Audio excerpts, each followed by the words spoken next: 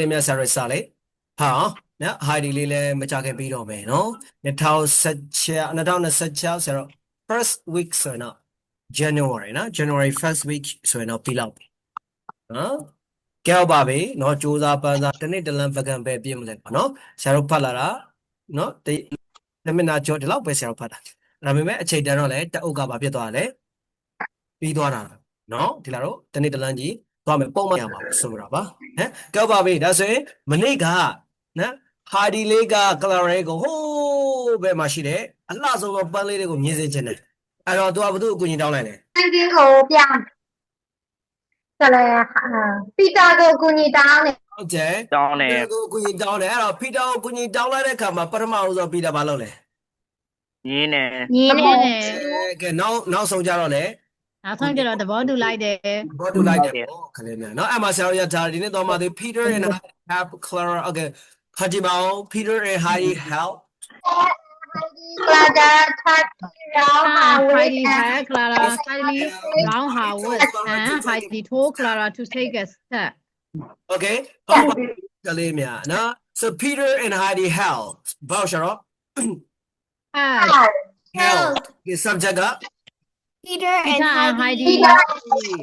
ဆို help ဆိုတာကကင်တာပေါ့ပွေတာခြိတာပေါ့เนาะလို့ကလကင်ပေးတယ်ဘာသူကင်တာတော့ဒါဆိုလို့ဆို Heidi Clara က object subject object 3 tidily ကတလုံးနဲ့ပြောမယ်ဆိုရင် adverb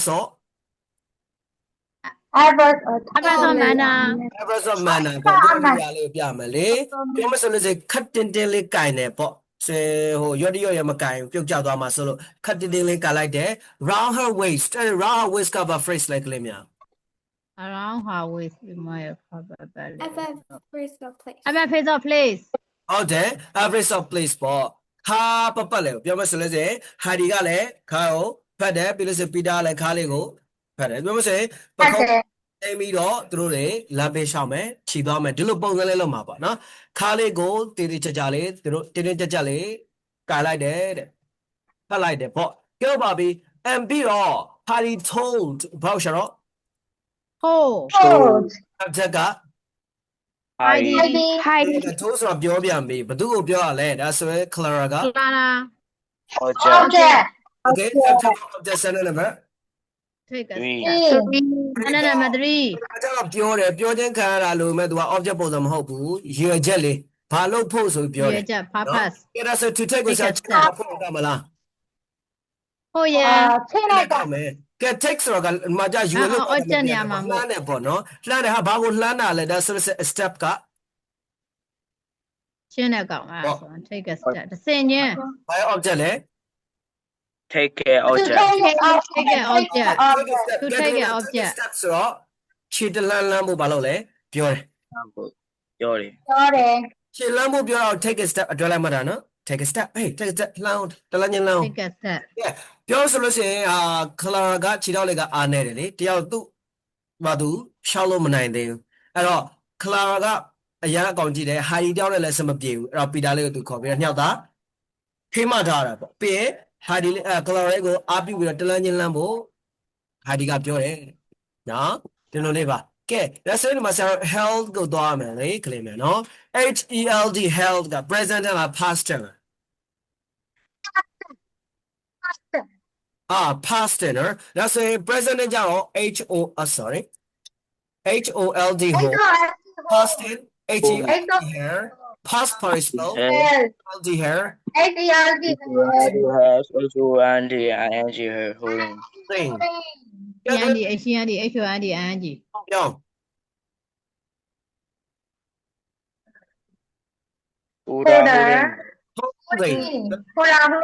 degree holder degree holder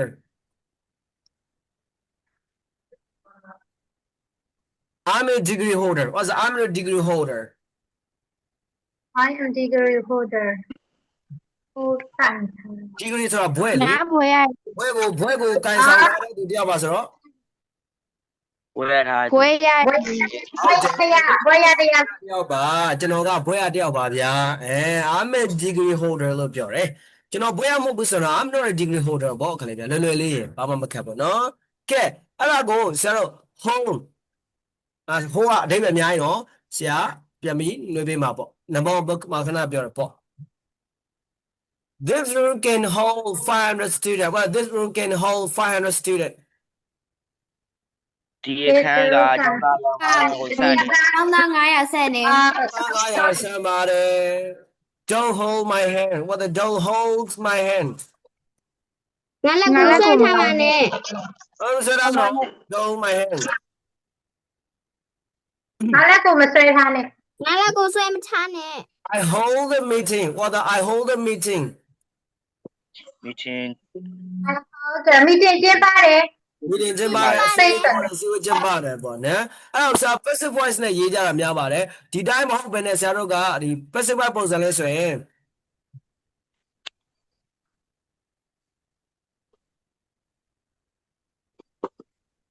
ဒါ positive is yeah somebody every yes Father, this Golden Festival is held every year. ဒီဖျားပွဲတော်ကနှစ်တိုင်းကျင်းပါတယ် အမှကြောင့်နှစ်စဉ်ကျင်းပါတယ်ဘွဲဆိုတော့သူ့အတူကျင်းပမရအောင်လေဆရာတို့ကိုယ်ဝဲယုံကြည်သူတွေကနေပြီးတော့စီစဉ်ပြီးတော့ကျင်းပပေးရ passive voice ပုံစံလေးအမှရေးပေးရတယ်နောက်ပြီးတော့ဒီသုံးလုံးလေးကလေးမှတ်မိသေးလား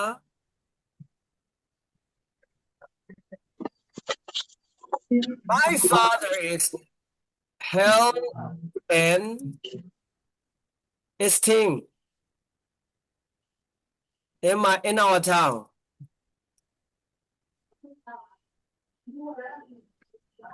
My father is held in esteem in our town. ဘာလို့လဲမြတ်အဲ့ဒီ esteem ရောက်စားဘာလဲထည့်လိုက်ရလဲ ဒီလိုကောင်ဒီမှာမရှိရဟာ held in respect လက်ထည့်လိုက်ရတယ်။ဒီကနေ့ကပြောပါတယ်ဘာလို့ကျမဖေ respect နော်ကျမဖေကဒီကျွန်တော်တို့မြို့မှာလူယိုသေးရှင်ယိုသေးလူယိုသေး ဟာ ရှင်ယိုသေးနော်ပြောအောင်ဒါအတွက်လည်းမှတ်ထားမယ်ကလေးတွေနော် held in esteem လို့မပြောချင်စ held in respect နော်ဒါကအသုံးလုံးပဲသေချာမှတ်ထားပါလူယိုသေးရှင်ယိုသေးမျက်နှာဖုံးဘာညာပေါ့အရေးကြီးတဲ့ပုံကိုနော်ဒီလိုပြောချင်တာ held နော်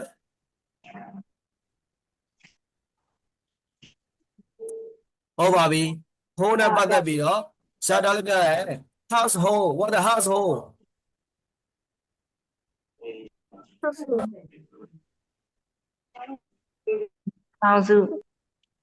အိမ်ထောင်စု household ကအိမ်တော်စုလေ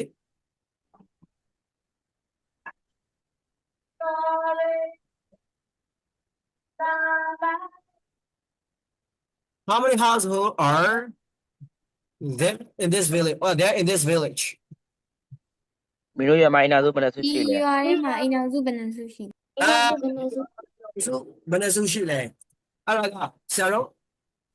household. Hey, how many houses are there in this village? What? ဒီရွာထဲမှာအိမ်ဘယ်နှအိမ်ရှိလဲဒီဘယ်နှစုရှိလဲ ဟုတ်တယ်ဒီရောမှာအင်ဂျီဘယ်လောက်ရှိလဲကျောင်းတော့ဆရာတို့ပြောလေအိမ်တော်စုဘယ်လောက်ဆရာတို့ဒီတောရွာတွေဘာတွေသွားတယ်မြို့ကနေပြီးတော့ဒီရွာတွေသွားတဲ့ကမှာရွာထိပ်ကမှာလေဘာမျိုးကကြိုးစိုးပါတယ်စံပြရွာလေးမှာကြိုးစိုးပါတယ်အမှမရေးကိစိုက်ပုတ်တွေနဲ့လူကြီးဘယ်လောက်ပြီးလို့ရှိရင်အိမ်တော်စုဘယ်လောက်အင်ဂျီဘယ်လောက်ဆိုပြီးတော့ရေးထားတယ်တွေ့ဘယ်လောက်တည်းမြင်ဘူးလား ယူပါလေ house ဒီလောက်သွားတယ်နော်တောက်ပါပြီဗျာဒါဆိုရင်ဆရာတို့ဖုန်းနဲ့ပတ်သက်ပြီးတည်သွား hell အသုံးတော့လည်းတည်သွားပြီနော်ကဲ tidally တဲ့ကဲ tidally ကိုသွားမယ် tidally ကဒီမှာ ever ပါနေတော့အဲ့ဒါ speech နဲ့ပြောရင်ဘာလို့ noun level adjective level ever သူဆရာအဲ့ဘာလေးပြောလိုက်မယ်ဘာဖြစ်သွားပြီလဲ pause ဖြစ်သွားပြီလေ adjective ဖြစ်သွားပြီလေကဲ positive degree က tie comparative degree က tighter tiger degree က Titus tiger Titus သူ့နှုံးပြောင်း Thai. Thailand. Tidily Tidily, iPad. ဆရာတို့ဘာပြောင်းမယ်ကွာဘာပြောင်းလို့ရလား Yeah, man. အဲ့ type ကိုဘာလေးပေါင်းလိုက်မလဲ Ian, ba. ဒီရပါ present က type နော် ed ပေါင်းတယ် proper participle ed ပေါင်းတယ် present participle ing ပေါင်းတယ် ဒီပါ အဲ့ကိုဆရာယူပြမယ်အဲ့တော့ကလေးတွေမြင်မှုလားဆရာမင်းဘူး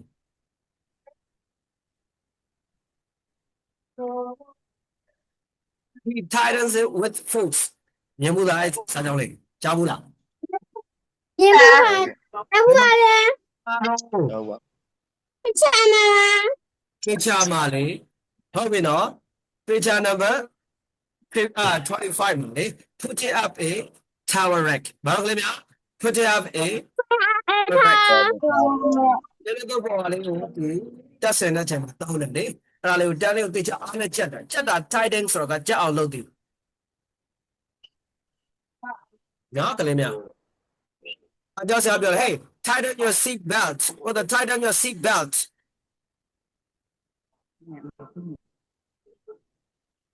or the tighten your seat belt Chắc là nghe thằng có bật chắc. Thằng có chắc. ထိုင်ကုန်ကဘက်ကိုဘာလုပ်လိုက်ပါချက်လုပ်လိုက်ပါ Chắc là ချောင်းလို့မြင်နော်အဲ့တော့ဆရာတို့ပြန်လျှော့လိုက်ပါစေ Hello doing your Okay, feedback. နော်ပြောစေကပတ်ချက်နေတယ်လူစင်ပြလောက်လိုက်ကပတ်ချောင်းနေတယ်ဆိုရင်ဆရာတို့ထိုင်တန်းပြလောက်တယ်ဒါပါပဲနော် Your feedback. Listen your feedback. နောက်ပြောဆရာပြောလေ hey I'm in the tight situation what I'm in the tight situation ခက်ခဲတဲ့အခြေအနေလေးမှာမဖြစ်နေလေရှင်ငါအခက်ခဲဖြစ်နေတယ်အကြက်တဲဖြစ်နေတယ်အမှား tight ကခက်ခဲတော့နော် situation အခြေအနေပေါ့ဟိုတော့ဘယ်လဲအခြေအနေအစမပြေအချိန်ခါတယ်ဒီလိုပြောတာပါ tight situation hey နော်ဒါလေးကလေးများမှတ်ထားကြောက်ပြီဗျာအစင် wait ဆိုပါတော့ wait ဆိုတာ ခါ wait is ခါ ထားလို့ ခါ Now, ကြောက်ပါတော့ဒါလေးကြောက်ပါလို့ wait count With count. နော် wait count လေးမှာဂျာပြအင်ဂျင်လေးနဲ့ပြီးလို့ရှိရင်ဒီရောက်ပဲရနော်ဒါလာဘောလို့ wait count ဆိုရနော်အင်ဂျင်တစ်မျိုးရှိကောက်အင်ဂျင်တစ်မျိုး wait count ကဲကလေးစာလုံးမှားလိုက်နေနော် WRIST wrist. လာ Lakaw. ကောင်းဝဲ မ လာကောင်းဝဲ တို့တော့လည်းများဒီကြောက် wrist ပါအကြတော့ wrist ဖြစ်တယ်သူက Great. ညာ W side W တောင်ကိုဘာလို့ထားလဲ silence လုပ်ထားတယ် Silent လောက်ထားတယ် wrist ကိုလည်းပါနဲ့ तू က rust wrist ဖြစ်သွားမယ်နော်အဲ့ဒါကြတော့လက်ကောက်ကိုဘာ waist လို့ထားမယ်ဆိုတော့အဲ့ဒါကခါဖြစ်တယ် Wait. Red. ကဲ Red. ကလေးတွေသိရမှာပေါ့နော်ကြာလာ how to ပါဆရာတင်ပါတယ်နော် how to ကြောက်ပါပြီ I took Clara take a step ကဲကလေးက take a step ကိုဘာလုပ်လိုက်ပါအတွဲလိုက်မှတ်ထားပေါ့အေးရှင်းလမ်းပါ take a step ရှင်းလမ်းမယ်နော် Say it. Step.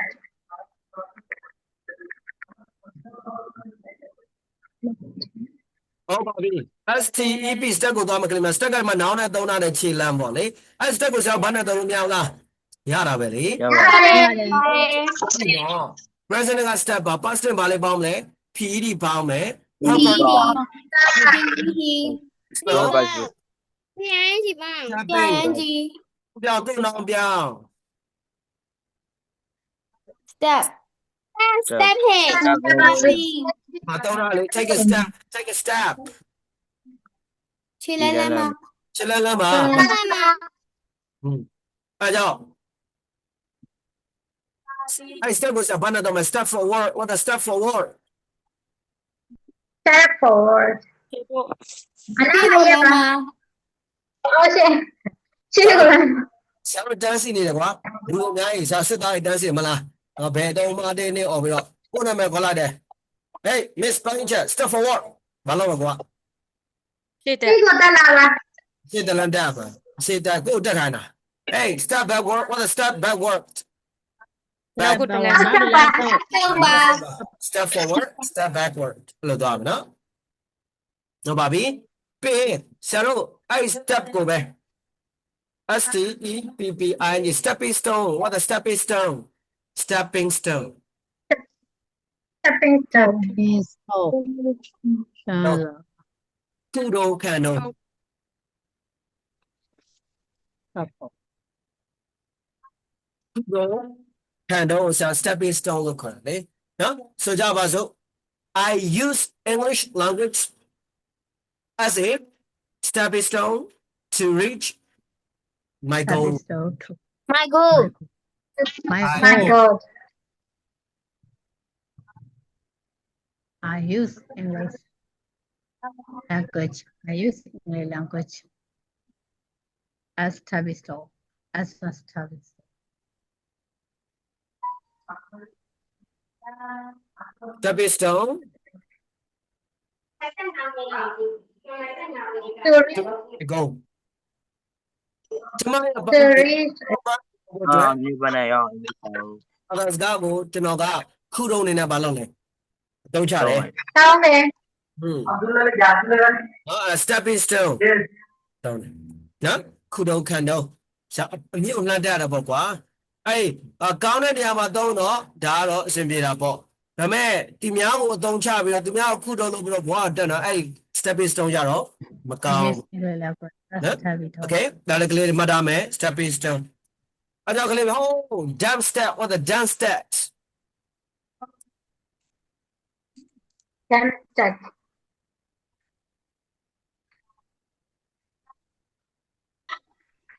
Dance step, what a beautiful dance step.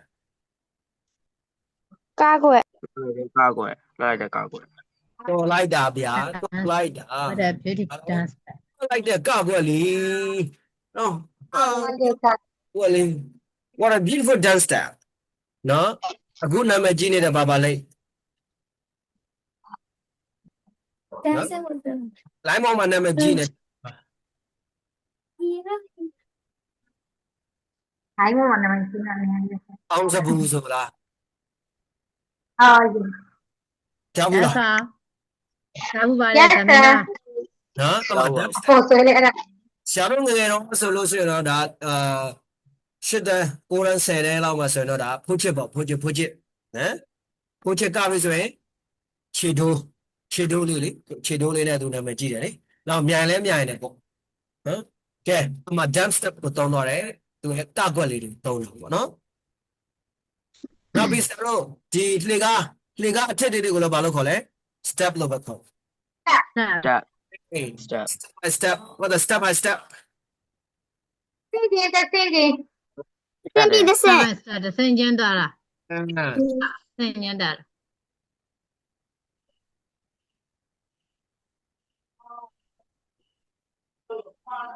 Let's go there step by step. မင်းတရားသွားဖို့တစ်စီးသွား The same as I do, man. I was a talent dollar, man. Try my board. Tell Bobby, step the laid out the Bobby. Take it so, no, take a step for all of you. Hey, take a step. Can I make ball? Cloud trying. try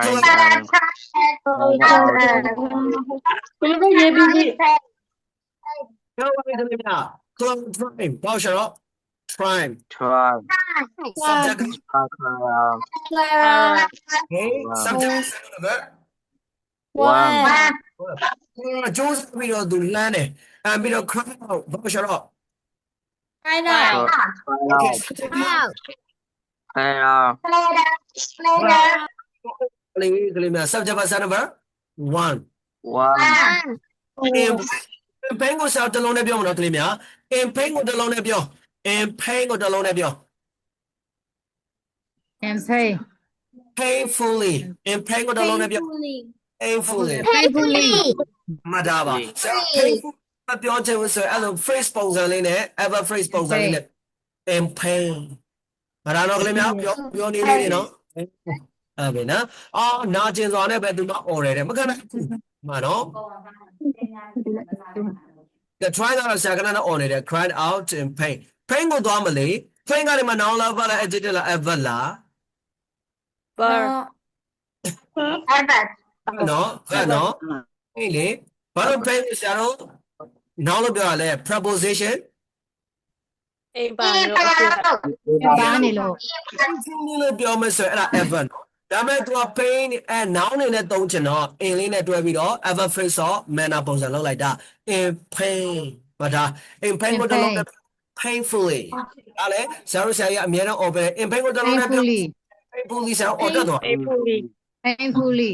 ဒါပဲခါလာလဲ painfully နဲ့ခါလာလဲ painfully ဆိုလို့ရတယ်ကွာအပေါ်မှာ painfully တော့မယ်ဆိုတော့နောက်ကြောင်ကြဆို in pain လို့ရေးပေါ့ကြောင်းလဲလေနော်ကောင်းပါပြီ PAR pain ကိုဆရာဘာနဲ့သုံးလို့မရလားရတယ်လေ အပါလေ present က pain ပါ past tense 80 pound နဲ့ perfect tense 80 pound နဲ့ 80 pound. The very super 80 pound.ဒီပါနေ အဲ့တော့ဆရာပြော no pain no gain ဟိုက no pain no gain no pain no gain ဒါမကန် Namakan. အကမဒါဆိုင်ရမည် အနာခံမဆရာတို့အသာဆန်းမှာ ဒါ ဆရာ ဆိုင်ရမည် ချင်းရင် အတအနာခံမယ် အရက်ကိုလို့ချင်းနေဘူးကနေဘာလုပ်မလဲဖြတ်လျှောက်ရမလဲ ဒီကူတဲ့အနေစ ဟုတ်ကဲ့နော်နေဘူးကနေဖြတ်လျှောက်မှာဆရာလို့ချင်တာရမှာအဲ့တော့ဆရာပြောမလားငယ်တုန်းရွယ်တုန်းလို့တာနောက်ပြီးဆရာကြီးအောင်တင်ရတယ်ပြောမလားဆရာကြီးအောင်တင်ကဆရာတို့ငယ်တုန်းရွယ်တုန်းဆရာတို့ဘာလုပ်ထားပါကိုကိုခိုင်းနော် ကိုဆိုကြီးလာရင်ဒီများကဆရာတို့ဘာလုပ်မှာလဲခိုင်းမှာ ခိုင်းမယ် ညခိုင်းတာဆရာတို့ခိုင်းလိုက် မယ် ညခိုင်းတာမခံချင်ဘူးနော်ကိုခိုင်းပြီးတော့ကိုကိုတွေစောင့်မယ်ဒီလိုဆိုလို့ရှိရင်တော့ကိုတွေစပြီးခိုင်းတော့ဖာမယ်စာအုပ်တွေကိုဖတ်တာလေ့လာမယ်ပညာတွေကိုအပတ်တကုတ်လေ့လာတာစူးစမ်းတာနော်ဒီတိုင်းအချိန်ကိုမဖြုံးနဲ့နော်အချိန်တိုင်းအတန်မိုးရှိတယ်နော်ကိုပြရစားလို့ဘာလုပ်လိုက်မလဲအုံနောက်ကို အတောင်းစား ကတောင်းကြိုက်တာမယ်အုံနောက်ကိုကတောင်းကြိုက်တာဆရာတို့အဲ့ကတောင်းကြိုက်တယ်ဆိုတာယောက်ျားလေးတွေလေကတောင်းကြိုက်တဲ့ခါမှာဘာလုပ်လဲအားကောင်းမောင်းတဲ့နဲ့ပြင်မလောက်ရတာလေအဲ့တော့ဆရာတို့အဲ့လိုကတောင်းကြိုက်မှာလားအုံနောက်ကိုဆရာကတောင်းကြိုက်မှာလားအုံနောက်ကိုကတောင်းကြိုက်အောင်လုပ်ထားနော်ယုံနဲ့ဆရာတို့ကာယနဲ့ပြင်မအလုံးလုံးချင်တယ်ဆိုရင်ကလေးတွေစာမဖတ်နဲ့နော်ဒီများစာလုံးနေတဲ့ချိန်မှာသွားကစားဖုန်းဂိမ်းကစားနော်ရအဲ့လိုမဟုတ်ဘူးငါကအမြင့်တက်ချင်တယ်ဒီများလည်းမကြည့်အောင်မြင်ချင်တယ်ကြီးပွားချင်တယ်နော်အဲ့လိုလို့ဆိုရင်တော့အချိန်ကိုအကျိုးရှိအသုံးချမယ်ဟုတ်ကဲ့နော်ကနိုပိန်နိုဂိမ်းအဲ့လိုဆရာတို့ pain နဲ့သွားမယ် PAIN ကိုဆရာ FUL လေးပေါင်းမယ်ဘာဖြစ်သွားပြီလဲ adjective ဖြစ်သွားပြီ painful နာကျင်ရတော့ပေါ့နော်အဲ့ဟို painful ရဲ့ opposite က Painless. painless painless အဲ့ဆရာပြော painkiller what's a painkiller တိုက်ခဲပြောက်စီတိုက်ခဲပြောက်စီ အကခဲပြောက်စီ painkiller လို့ခေါ်တယ်အကခဲပြောက်စီမှာဆရာတို့နာမည်ကြီးတယ်ဘာတော့ ခလာလေးလား Paracetamol. paracetamol စီတမော paracetamol 900 mg ပါဝင်တော့ဆရာခဏလာလေအကခဲပြောက်စီနေparacetamol လေးတောက်လိုက်အကခဲပြောက်သွားတယ်ဟုတ်ပါပြီ painkiller ဒီလိုတောင်းပါလေ I feel a pain in my side I feel a pain in my side နာကျင်လို့လေခိုင်း ခံရတယ်ငါကျမခံရတယ် ကျမဘေးအောက်တယ် Beer. ဘေးအောက်တယ် နေတယ် မနေ့ကဘာလုပ်ထားပြီးသားလဲမနေ့ကပဲပြောပြထားတယ် ပြောတာ ပြောပြမနေ့ကအကြောင်းပဲအခုလည်းမနေ့ကစာကြောင်းမှာထက်ကတာဒီစာကြောင်းတွေပေါ်ဆရာထက်ကတာអော်ပေးနေတာပါနော်ကောင်းပါပြီကလေးများအဲဆိုရင် pain နဲ့ပတ်သက်ပြီး no pain no gain ကိုမမေ့နဲ့ကလေးများဆရာတို့အတာဆန် something you want something you lost ဘာလို့ကလေးများ something you want something you lost Sorry, something you want, something you lose. တခုလိုချင်တခုပိစ ကိုလိုတခုကို ပေးစားရမယ် The Google pizza. အခုလိုချင် Pizza, man. Nothing is free. What's that? Nothing is free. ဘယ်ရမှ၎င်းမရဘူး ဘယ်ရမလကားမဘယ်ရမလကားမရဘူး Yeah. No. Yeah, I got me out. No, a comment or I'm a shibabu. Hey, a comment goes out, Yaroma. Sharoma, Luchin say the Muya did it. Hey, go Yabu does out, you are there. Any a chain energy to pay it. Person pay out where's our Roma Lobane, Puma Piabane. Energy, a chain pay out, Adale, the Bushia. No, and nothing is free, Mecalemia. The Jajuza Banzaloda. Fighting. Not the down as a chop, Saro, without a Yoroma. Huh? The net the new South Pian Chairman up by local baby there. No, they don't let them, eh? Go up the second step. the second step The second step, she told didn't hurt so much. ရှိတကယ်တော့ ဆိုတဲ့ Talking about the second step. The second step. I got my phrase, right? second ever for your time Have the time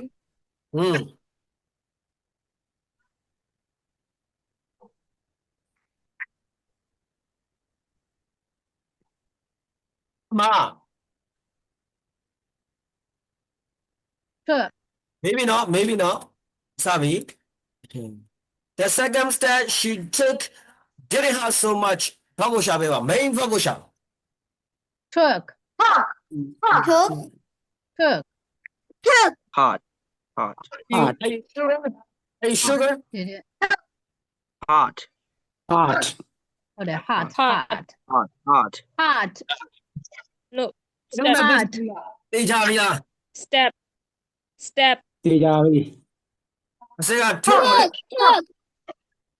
took it. They Javila, sir. art No? Okay. Happy daughter, the master that I heard. Get a little bit of it. Which is a meow needed. Okay. Claim me, that's a Celsius in the women. But the second step she took didn't hurt so much, man. Now, so me go. Maybe I got art hot, hot, hot hot, Ha. It's okay. Subject of the view, bro. she, she ဒါ took ကno, တန်စတက်ချီတော့ second step, တန်စတက် The the second second step, hot or not, did it hot? Managing mood. No? Subject person number one. warm So much. Hey, so much go banana. So much got but phrase there. I have a phrase of manna. and Tunya chilanga. Take managing. မနာတော့ Tunya the langa kama. She took the jandere ha maybe no. Hey, she took the phrase of closa. cross close, close, close, face face she took, face took my, hold it, face No, she got subject took a value. Free pibila. close, yes sir cross လေ No. close, close, She lay. that she, that တိုင်းမြောက်ထားတယ်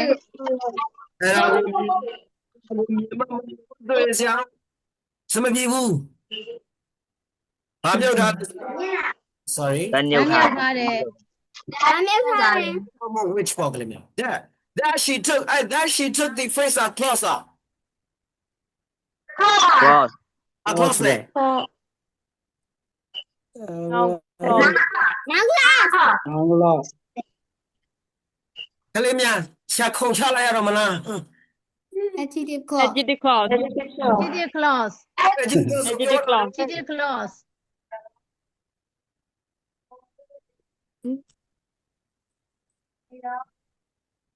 Actually, class of Jora. တော့ကို modify လုပ်တာ ဒီ လို့ ကနောင်ကို modify လုပ်ထား ကျ လို့ န်တော် modify လုပ်ထားလို့ Steps were Chilango Balotara. ဟာ modify လုပ်ထားလို့ Get Kalimia, eh? No, I don't clearly say Shimyame. The second step. didn't have so much so much ဒါဆိုမပြီးဘူးလားပြီးတယ် ပြပါတယ် တကယ်ဆိုတဲ့ဟာဆို ဒါလည်းဆိုလေဘာလို့ဖန်ထားလုပ်တယ်အဲ့ချီလန်းနော်ဒါ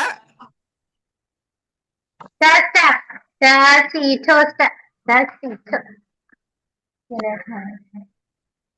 သူမလန်းတော့ဒုတိယခြေလန်းသူမလန်းတော့ဒုတိယခြေလန်းဒီတိတ်ပြီးတော့ ခြေလမ်း နာကျမတဲ့ Time na chino.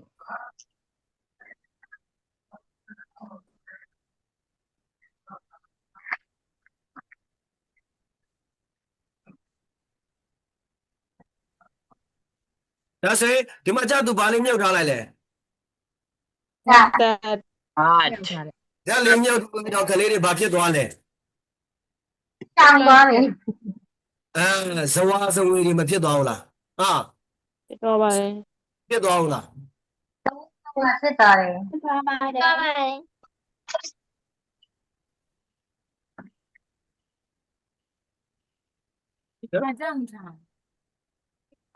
ဒါဆိုရင်ဒီမှာ adjective clause ကိုမြင်ပြီလား yes sir မြန်မာ အဲ့ဒါကိုတချို့ကဆရာဒီလိုခွဲလိုက်ဆိုရင်ဒီလိုခွဲရတယ် the circumstance she took က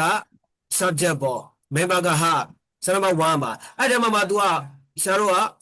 ပြန်ခွဲမယ်ဆိုလို့ရှိရင် she took ဒီအဲ့ဒါဘာ clause လဲ adjective clause လို့ပြန်တယ် အကြီးတဲ့ adjective clause ဒီများနော်မြင်ပြီလား yes sir okay okay အဲ့စာ နော်အတော်သေးတာပေါ့2016ရောက်တော့မယ်စောင်းလည်းကုန်တော့မယ်နော်ကလေးတွေပြန်ဖတ်ပါဖတ်မှမြင်မှာတော့မဖတ်မမြင်ဘူးဆရာအားမရဘူးကွာနော်ဖတ်ရင်စူးစမ်းလုပ်လိုက်ရင်မြင်နေတဲ့ဟာကြီးကိုဆရာနဲ့မှလက်ဖတ်မှမလုပ်နဲ့ကိုယ့်ကိုယ်လည်းအားထုတ်ညှစ်အောင်နော်ကြောက်ပါပြီသူမလည်းတော့ဒုတိယခြေလမ်းတိတ်ပြီးတော့မနာဘူးတဲ့နာကျင်မှုမရှိဘူးပြောတယ်ဒါဆိုတဖြည်းဖြည်းနဲ့ဘာဖြစ်လာပြီလဲ တမလာပြီ တမလာပြီဗောသူလှမ်းနိုင်လာပြီ တမလာပြီ ရှိလာပြီဒီလိုပြောချင်တာဟုတ်ပြီကဲဒီမှာဘာလို့သွားလဲကလေးလေးတွေအာယုံစားသွားတာဒီ she took ကအာယုံစားသွားတာ ဒီထက် ကဲအဲ့တော့မြင်အောင်ဆရာ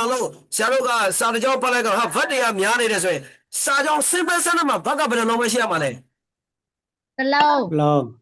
တစ်လုံးပဲရှိရမှာလေဒါပေမဲ့စာကြောင်းမှာဘက်ကနှလုံးဖြစ်နေတယ်ဆိုရင်ရေကူကဆရာတို့စဉ်းစားလိုက်မှာဘာပါပြီးလဲဆိုတော့ဆရာရေကူကဖြစ်သိရမလဲ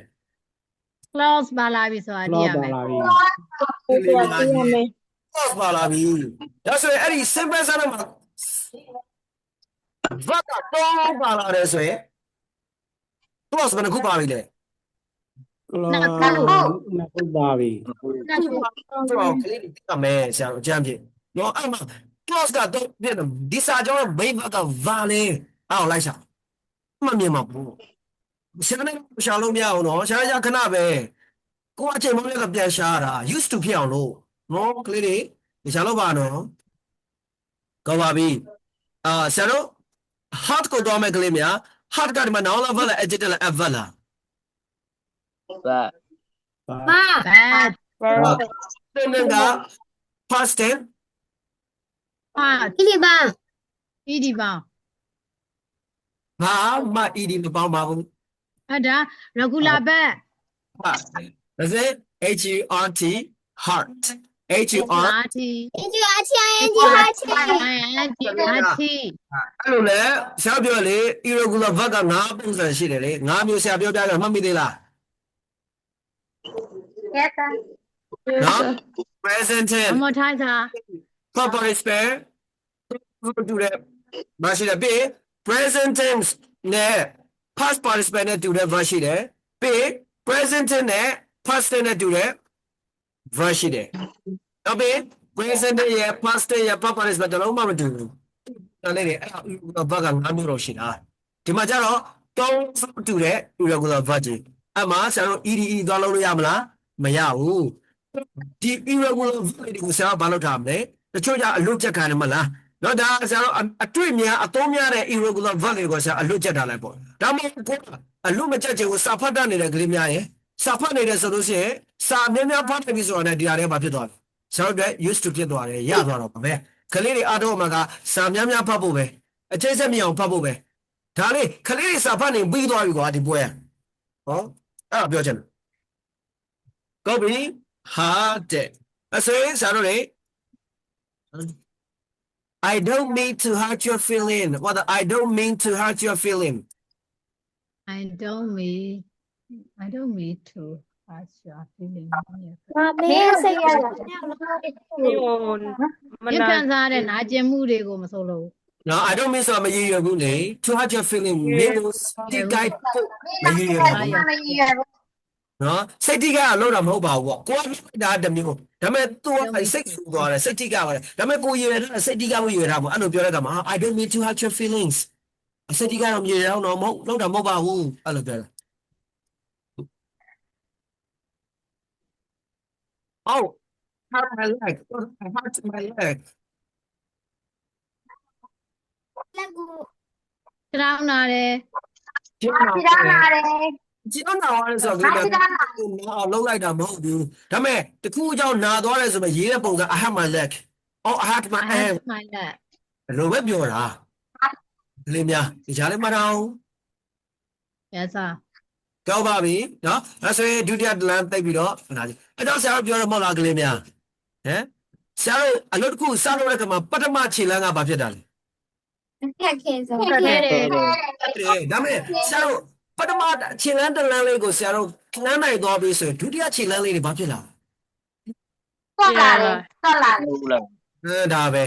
နော်ကလေးတွေကစပြောတဲ့အခါမှာရင်တော့ကြောက်တယ်စလုံးလုံးထွက်အောင်ဒါပေမဲ့ presentation တွေခုလုပ်လိုက်တယ်ဆိုကြပါစို့နော်အကျင့်ပဲဆရာရင်းနေခုံပြီးဖိနေတုံးတာဒုတိယကြိမ်ကျအဲ့လောက်တုံးနေလား တော့ရှင် ဟုတ်ဘူးဒါပဲလေတဖြည်းဖြည်းနဲ့ဆရာတတိတွေရှိတာအဲ့ဒါ step ပေါင်းများစွာတောင်းလိုက်တဲ့ခါကျတော့ဆရာပန်းတိုင်ရောက်သွားတာပဲနော်အဲ့ဒါကြောင့်လမ်းမှုမမေ့နဲ့ရဲရဲသာလမ်းကွာအဲ့ကြောင့်အတန်းထဲမှာဆိုဆရာအများအားပေးတယ်စကားပြောမှာမဟုတ်လားအမေပြနေရမယ်အင်းဆိုမပြောဖို့ပြောနေရမှာမင်းမပြောမတော့ဘူးလေစကားပြောတတ်ချင်မှာစကားပြောမှာမပြောဘူးဆိုတော့မင်းဘယ်လိုတော့တတ်မှာတော့ဟုတ်အဲ့လိုကြွနေဖို့လို့ပြီးရင်တင်များပြောတာနားတော့ငါပြောတယ်အမှငါပြင်လိုက်မယ်ပြင်လိုက်မယ်အမှားလေးတွေပြင်နေဆရာအမှန်လေးတွေရသွားတာဒီလိုသွားမှာနော် step by step ပဲကဲဟုတ်ပါပြီဒုတိယတစ်ခေါက်လှမ်းနေချင်လဲမနာဘူးလေဗျာကဲတော့ကပတ်ကြပါဦး then then almost before she knew it she had taken several steps Peter and Heidi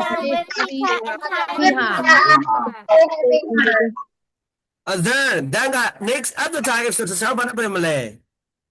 Days. before she did before the phrase that lost that close close like them yeah but close closer time yeah no yeah he knew bao sao you jaga she တိဘာကိုတိသွားတာလဲဒါဆိုလို့ရှိရင် it က object ပါကလေးများ subject ပါ object sentence number 3. ကြောင့်မဆိုလို့ဆိုတော့ तू မတိလိုက်တဲ့အချိန်လေးမှာပဲနော် she have taken ဟောရှော taken နော် subject က taken ဆိုတော့လက်နဲ့ that's a several steps က ဒါပေါင်းများစွာ object နေရာရောက်နေတယ် subject က object sentence number 3 ဒီလမ်းနဲ့ဘာနဲ့တွဲလဲကလေးများဘာနဲ့တွဲရလဲခြေလမ်းနဲ့အဲ့ step ကိုဘာနဲ့တွဲရလဲတွဲတယ်အဲ့ဒါကလေးများမှတ်ပါဒီ line over ကလေးခြေလမ်းပြတော့ step ဒီလိုက်ကမှာဘာသူဒရီမထားကမှာဘာသူခြေလမ်းမလို့ဆိုဘာလို့တော်ပြီလဲ Land right. စီလာမ ကံကံ သွားပြီ လူများတွေ့လားဒါကြလို့ဆရာတို့ကနေရာတစ်ခုရောက်ဆရာ ကိုသတိထားမိလိုက်တယ်ပြန်ကြည့်လိုက်တော့ဟာငါခြေလမ်းနေအများကြီးပြန်ခဲ့ပြီအင်္ဂလိပ်စာနဲ့ပတ်သက်ပြီးငါအများကြီးလေ့လာခဲ့ပြီပဲကိုကကိုအားမျိုးအားမရလေးဖြစ်နေတာနော်အဲ့လိုမျိုးဒီမှာသူသတိထားခဲ့မှာပဲဘာဖြစ်သွားလဲဆိုရင်သူခြေလမ်းမောင်းမျိုးဆိုလှမ်းခဲ့ပြီနော် with Peter and Heidi ကဘာ phrase လဲ Peter Mana. With Peter and Heidi. Peter နော် Mana Heidi ကသူ့ကို Apa sama na? ကူညီ Every နေတဲ့ person manna. မန်ကလေးများ Every person man. ဒီပြီးတော့ဒီညတော့ကူညီမှုနဲ့အတူနော်ခြေလမ်းမောင်းမျိုးဆိုကို तू လှမ်းခဲ့ပြီးပြီဆိုတာ तू သိသွားတယ်ပေါ့ဟုတ်ပြီနော်ကဲကလေးများခါတလေကြားလို့ရှိရင်ချွတ်ရတွေကဆရာတို့တယောက်တည်းလုံးယူလို့ရသလား Ya. မရဘူးလေအဲ့တော့ဆရာတို့အကူကြီးတွေမလို့လား Lubare. Lubare ကလျာဏမိတ်တလေကလေးများဘာလို့ကလျာဏမိတ်တကလျာဏမိတ်တသမ္မတာလို့ခေါ်ရမလားဆရာမိတ်ဆွေကောင်းရှိတယ်ဆိုလို့ရှိရင်ဆရာတို့ခရီးတွေဆရာတို့5-6ရက်နဲ့လောက်မှချိန်လေးဒီတနင်္လာတွဲလည်းမပြီးသွားနိုင်ဘူးလား You are. သူတယောက်တည်းဆိုလို့ရှိရင်သူလမ်းအောက်ခြေလမ်းမောင်းများဆိုသူရှောက်နိုင်မှာမဟုတ်ဒါပေမဲ့ Heidi နဲ့ Peter ဆိုတဲ့တငယ်ချင်းမိတ်ဆွေကောင်း2ယောက်ရဲ့ကူညီပေးမှုကြောင့်ခြေလမ်းမောင်းများဆိုဘာဖြစ်သွားပြီလဲရှောက်နိုင်ပြီးသွားပြီအဲ့တော့ဆရာတို့ကမှမိတ်ဆွေကောင်းတွေလိုတယ်အဲ့တော့မိတ်ဆွေကောင်းလေးတွေရှာပေါင်းတင်တာမယ်နော်အဲ့တော့ဆရာကြီးကအများအားရှုံးပါတယ်လူတစ်ယောက်ကကြီးပွားချမ်းသာစေတယ်ဆိုရင် social event ဖြစ်ရမယ်ဘာဖြစ်ရမလို့ social event ဖြစ်ရမယ်ကျတော့ပေါင်းတင်တာမယ်တယောက်တည်းဒီကမပေါင်းချင်ဘူးတယောက်နေမယ်အဲ့လိုမလုံးနဲ့တယောက်တည်းမနေနဲ့ပေါင်းချင်တဲ့ဆရာတို့သဟဇာတဖြစ်အောင်ပေါင်းပါနော်ဒီချာလေးတော့ပါပြီဒါဆိုလို့ရှိရင်မှာမိတ်ဆွေကောင်း2ယောက်တော့ဘာဖြစ်သွားပြီလဲခြေလမ်းမမြောက်တော့ဒီမှာရှောက်လန်းခဲ့ပြီးသွားပြီတဲ့နော်ညက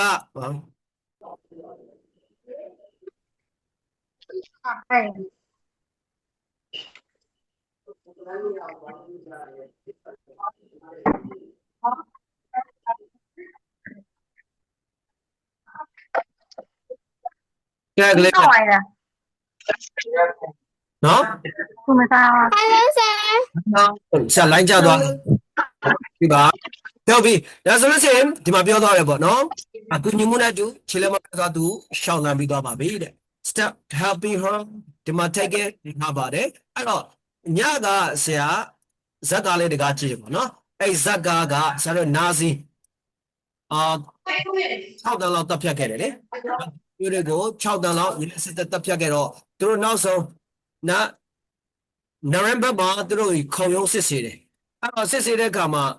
အရင်လေးစိတ်ဝင်စားဖို့ကောင်းတယ်ဆရာညကတနင်္လာထိုးလောက်မှဆရာအဲ့ရတယ်အဲ့ဇက်ကလေးကြည့်ပြီးအမစာကြောင်းလေး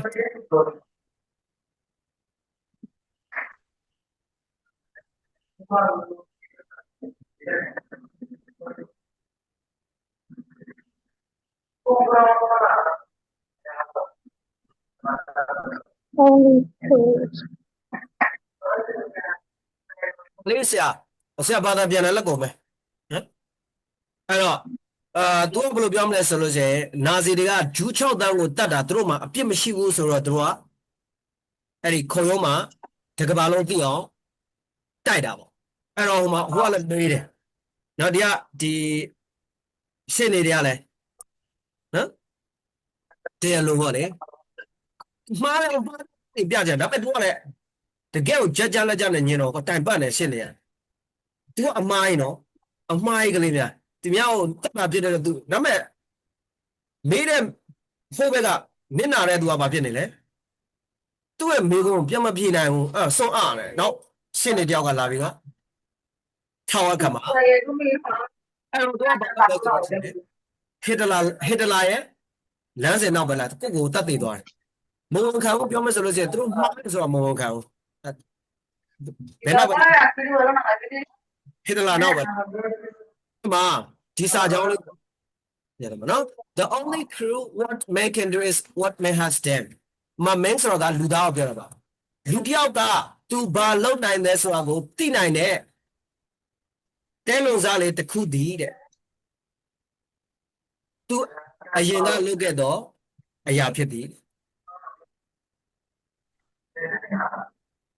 နော်ခလေးများလူတစ်ယောက်ကသူဘာလုပ်တော့မယ်ဆိုတာကိုကြိုနဲ့တဲလုံစားလေးဒီတဲ့သူအရင်ကလုပ်ခဲ့တော့အရာဖြစ်သည်အဲ့ဒီဘက်ကပြောမစရင်အရင်ကဆိုးခဲ့မိုက်ခဲ့လိန်ခဲ့အဲ့လိုလုပ်ခဲ့တဲ့သူကနောက်တစ်ချိန်မှာလည်းဒီတိုင်းပဲသူဘာလုပ်တာလဲလုပ်ပြတာနော် နောက်တယ် ဒီပဲပြောသွားတယ် ဟုတ်တယ် မလဲဆိုတော့ဘယ်ဆရာတို့သိချင်တယ်ဆိုလို့ဆိုသူအရင်ကဘာတွေလုပ်ခဲ့လဲဆိုတော့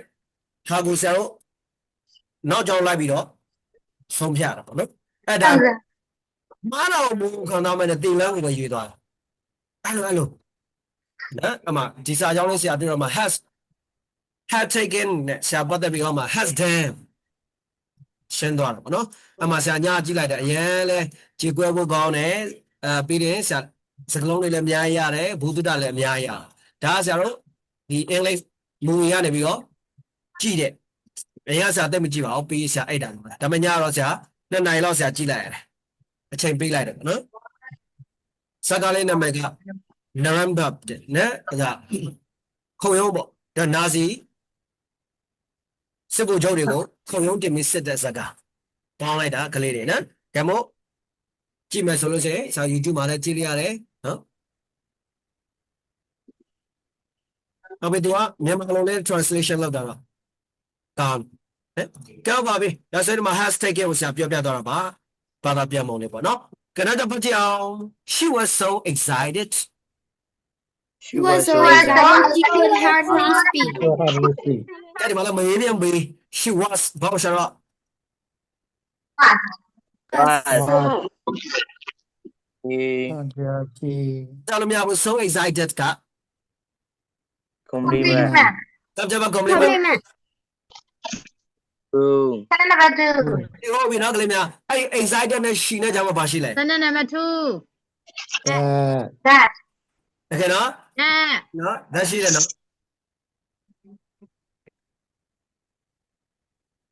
ဒါဆိုအဲ့ဓာတ်ပါလို့ဆိုဒီ phrase က clause လား Close. ဘာပြောပြမလဲ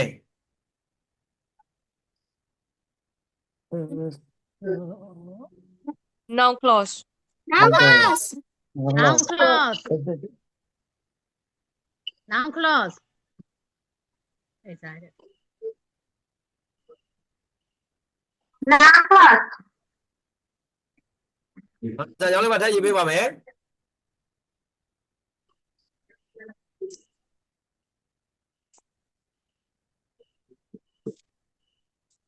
beautiful child and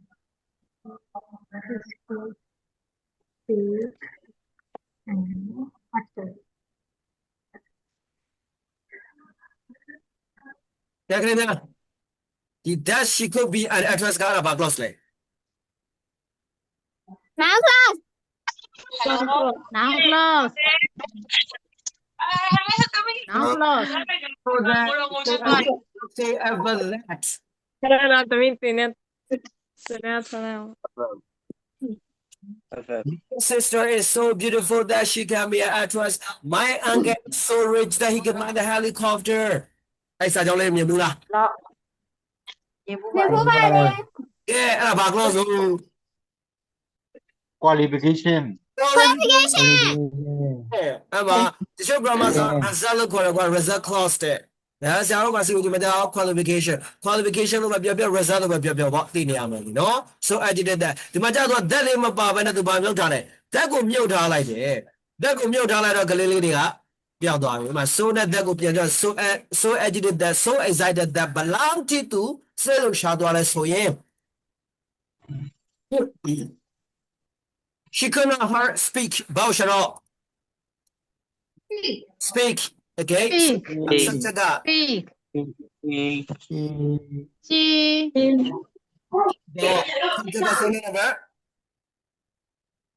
one One man. Mom. Heartily means Mana. Abba. heartily ကဘာနဲ့တူတယ် heartily means barely heartily enough ဒီဘက်က enough means heartily enough means not how do you know not enough not enough ခလေးများဟာဆိုတာခက်ခဲတော့အဲ့ဘာပြောတော့ခက်ခွဲဆိုလို့တော့မပြန်နဲ့ heartily က no barely ပြောမယ်စီမီနေကလေး तू က no now ကတ်သွားပြီဒါမဲ့လုံးဝ 100% no ကိုပြောတာမဟုတ်ညာစကားမပြောနိုင်လောက်အောင်ကိုဘာဖြစ်သွားလဲ လောက်ရှာပါ ရှားကလေးများမှာ excited ကိုတုံးသွားတယ်နော်စိတ်လုံးရှားဆိုတော့ပျော်လို့စိတ်လုံးရှားတာပျော်လဲပျော်တယ်စိတ်လည်းဟို excited ဒီကမို့ဆရာကြောက်ပြီးတော့စိတ်လုံးရှားရဲဆို nervous ဘာတော့လဲ nervous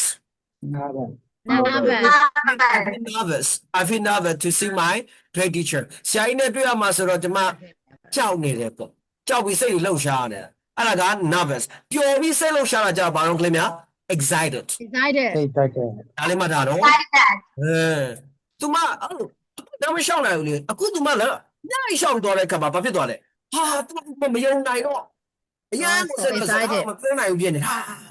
ဒါပဲကလေးဟောကိုနေပတဲ့ခုရောက်သွားတဲ့ခါမှာစိတ်တအရန်လောက်ရှာတော့အရန်ပျော်တော့ပေါ့ကွာဟုတ်ပြီနော် excited speech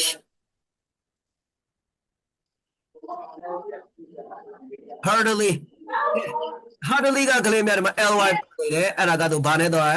not heartily mean not အဲ့တော့တော့ပါနော်heartily not ပြီးသူ့အတိတ်ပဲကချားစီဟာ ly လေးဆရာပြောလိုက်မယ် hr ဒီဟာကဘာဖြစ်သွားလဲချားတဲ့ပဲဘာဖြစ်သွားတယ်နော်ဒါဆို positive က comparative က harder superlative က hardest hardest မာကျော်မှု နော်ကဲဟောပါပြီကလေးများအဲ့ဒီ hard ကိုHARD ကိုဆရာ ER လေးပေါင်းမယ် harden ကြောက်လို့ဒီ present harden present ED ပေါင်း participle ED ပေါင်း present participle အဲ့ဒီပေါင်းမယ်မာကျော်လို့တာနော်ပြီးအဲ့ဒီ hard ကိုပဲဆရာ SHIP ပေါင်းမယ် hardship ကဘာနဲ့တူလဲ hardship means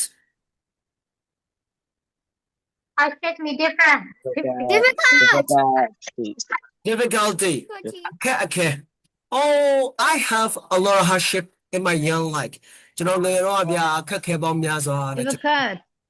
အခက်ခဲတဲ့ difficulty hardship အမကျော်တော့တင်မလို့သွားပြန်လို့ရပါမလားမရပါမဟာရှိကအတွဲလိုက်ပါပဲအခက်အတားစီ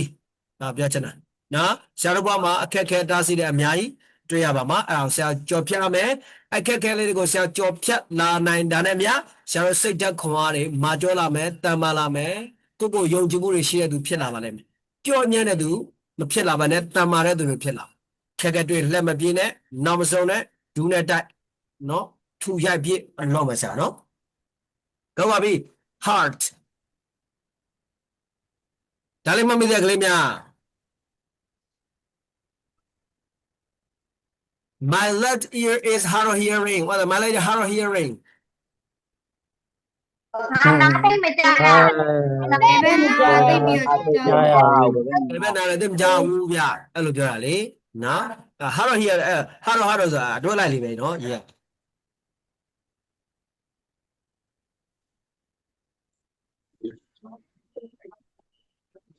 ဟာကိုကလေးမမေ့သေးလားဟာက adjective ပြောလို့ဆိုတဲ့ဘယ်နှမျိုးရှိလဲ hard have two meanings as an adjective. The first one. The first one. Hard have two meanings. Not soft. The second one. difficult The second.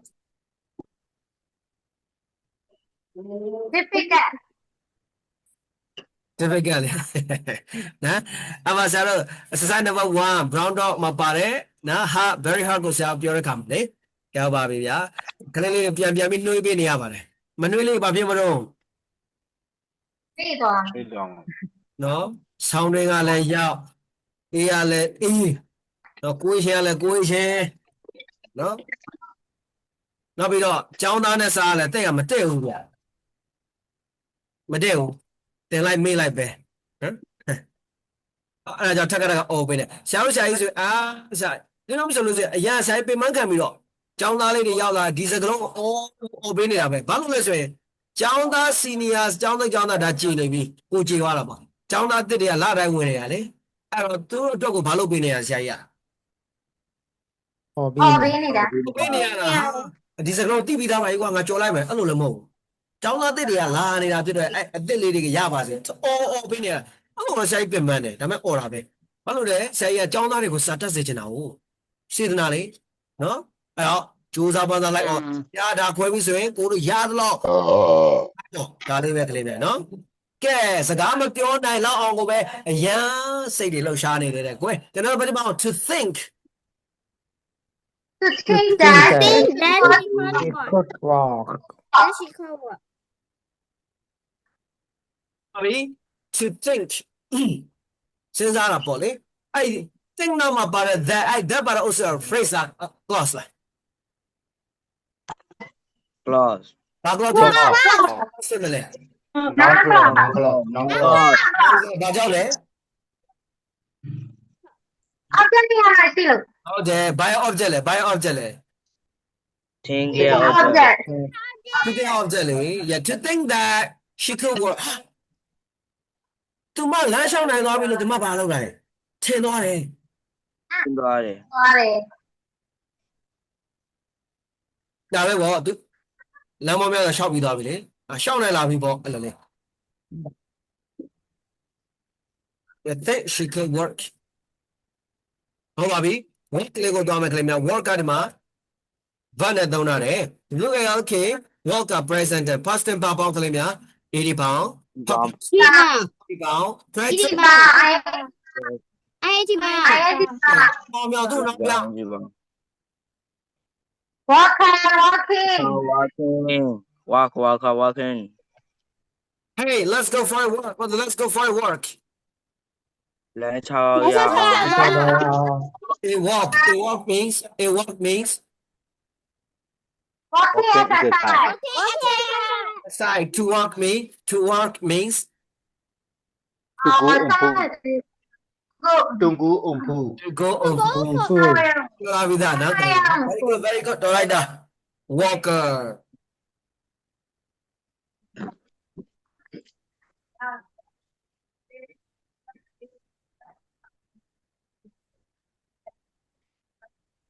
အကြိုက်ကလေးဒါလေးတွေ့လိုက်မယ်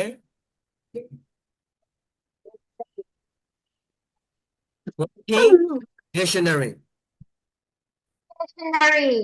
dictionary ဆိုတာကလေးတွေနော်လမ်းလျှောက်နေတော့ dictionary လို့ပြောတာမဟုတ်ပါဘူးသက်ရှိ dictionary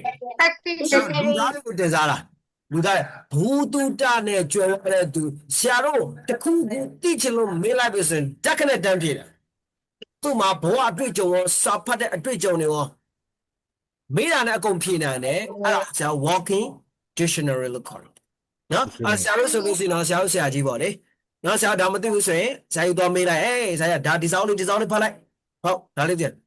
ဆရာကြီးဒါလေးကဘယ်လိုဖြေရှင်းကောင်းမလဲဒီလိုဖြေရှင်းလိုက်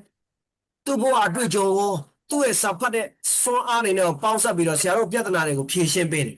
ကျောင်းသားဆရာတို့တယောက်တော့မဟုတ်ဘူးပေါင်းသားတွေအကုန်လုံးခက်ခဲကိုရှိလို့လာတင်ပြတယ်ဆိုရင်ဆရာကြီးအကုန်လုံးဖြေရှင်းမယ်ဆရာတို့တော့ပြဿနာကအကြီးဖြစ်နေပေမဲ့ဆရာကြီးကြည့်လိုက်တဲ့အခါမှာပြဿနာပါဖြစ်သေးလေးအမှဆရာတို့ walking dictionary နော်လိုတာအကုန်ဖြေပေးတာပဲနော် Pesci dictionary ဟုတ်ပါဘူးသူနာနဲ့ကျွန်တော်အလုပ်ကလေးတွေနော် thank you walking dictionary ဆိုတော့ကလူပုဂ္ဂိုလ်တင်စားဘူးသူနာနဲ့ပြည့်စုံတဲ့သူဉာဏ်ပညာမျိုးကြီးတဲ့သူ walking dictionary နော်ရောက်ပါပြီဗျာ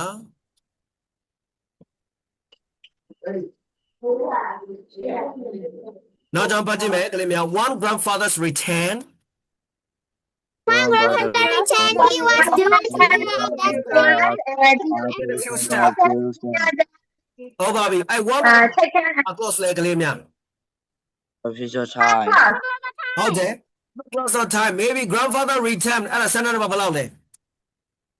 One. ကဲအဖိုးပြန်ရောက်လာတဲ့အချိန်မှာတဲ့ he was ဘောက်ရှာတော့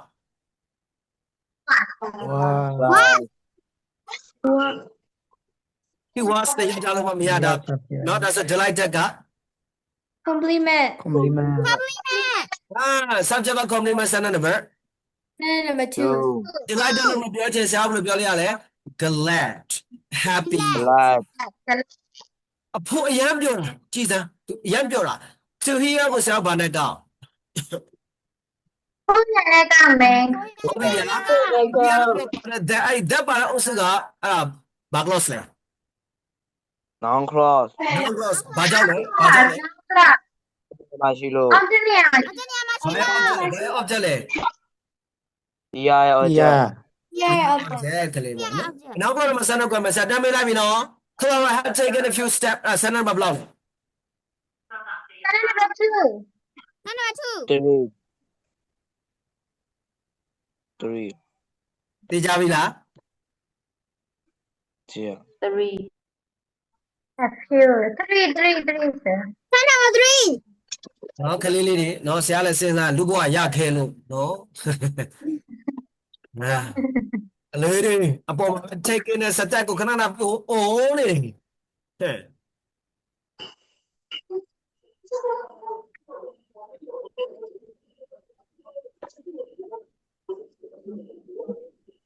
ဟုတ်ပါပြီ taken လေဘာက taken subject က Clara ကင်းဆိုလှမ်းတဲ့ဘာကိုခြေတော့လေဒါဆို a step က object object subject က object sentence number Three. ဆရာအဲ့လိုလေးအော်ဘေးပါစိတ်ချမ်းသာကိုထားပါနော်2026ရောက်မယ်ဆရာကို2025လေးမကုန်မချင်းတော့ဘာလုပ်ပေးပါစိတ်ချမ်းသာအောင်ထားပေးပါနော်စိတ်ဆင်းအောင်အရင်လုပ်ကြတာပဲနော်ကဲ Heidi Clara ကခြေလေးလေးတွေလှမ်းတယ်ဆိုတာကိုကြားတော့သူကမြအရင်ပြောလိုက်တာနော်ဒါပဲလေဒါကနော် Clara ဖို့က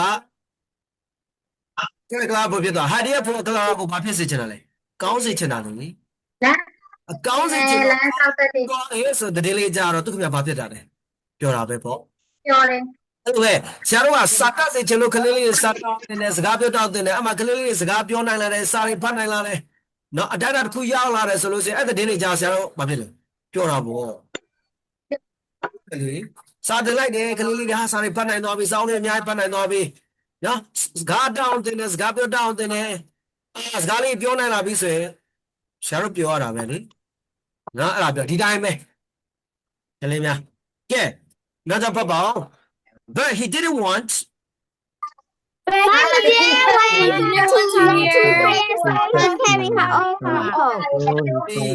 he didn't want want Jaga E. Okay what ဆိုတာကဖြစ်စေချင်တဲ့ဘသူကိုလဲဟာက Object. object ဘာဖြစ်စေချင်တာလဲ to go to get to ထိုင်ရတော့ object ပဲ Yeah. the verb and the right object the right object object number 4 နော် subject plus one plus object plus two plus one ဘာလို့ကလေးများ Season. စေချင်တယ်လေ ရေးချင်း နော်ဒီမှာကြာကျွန်တော်ဖြစ်စေချင်မှုပေါ့ကဲခလာအဲ့လိုလမ်းရမ်းလျှောက်တဲ့ခါမှာပင်ပန်းသွားမယ်အဲ့လိုကြီးပင်ပန်းသွားတာကိုမဖြစ်စေချင်ပါဘူးတဲ့ ဖြစ်ဖြစ် ခလာကိုရိုင်းမပင်ပန်းစေချင်ဘူးပေါ့ရှောက်တော့ရှောက်ပါနည်းနည်းပဲနောက်ဆိုတော်ပြီပြီးမှနောက်တစ်နေ့နည်းနည်းချရှောက်အဲ့လိုလေးသွားချင်တယ် so ဒါကြောင့်တဲ့ he carried voucher up carrot subject က e ဟာလား Object. object object subject ဘာ object ဆန်းတဲ့နံပါတ် 3 Three. way home ကဘာ phrase လဲကလေးများ all the way home all the play way on ever play on play place phrase ပေါ့မ all the way home all the way home အဲ့ဒီတို့လေးမှတ်တာ all the way home နေရာမှာကြားတဲ့ထဲပေါ့နော် all the way home အိမ်ပြန်လမ်းတရှောင်းလုံးခလာကိုဘာလုပ်သွားလဲခြီသွားတယ်ပင်ပန်းနေပြီလေလမ်းလျှောက်အဲ့တော့မပင်ပန်းစေချင်တော့ဘူးတလန်းလုံးကိုအိမ်ရောက်တဲ့အထိကိုခြီသွားတော့တာပဲ ကဲကလေးများအဲ့ဒါကတူမြစ်တာ တော အ င်း ဝိ မှာ စေတနာ ပါလေတူမြစ်တာတူမှာတဲ့အားကြောင့်ဆရာပြောမှာ love bigger legs hate bigger hate what the love bigger love hate bigger hate လာဘီကလာဘာလို့ကလေးများ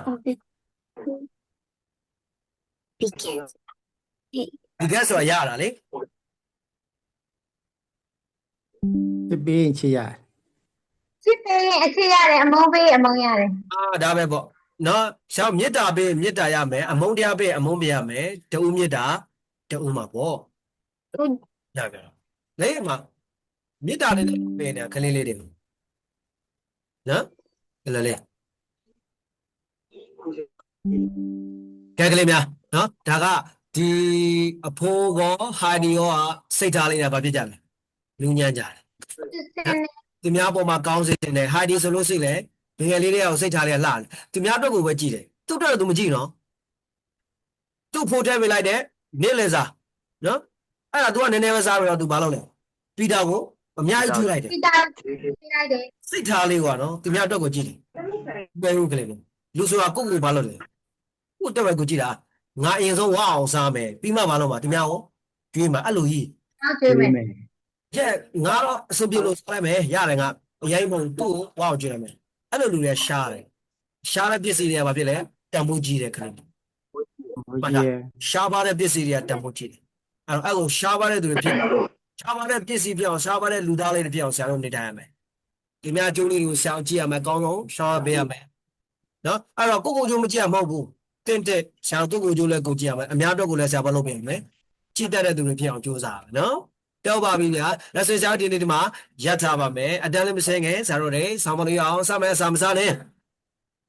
အစာ ဆာ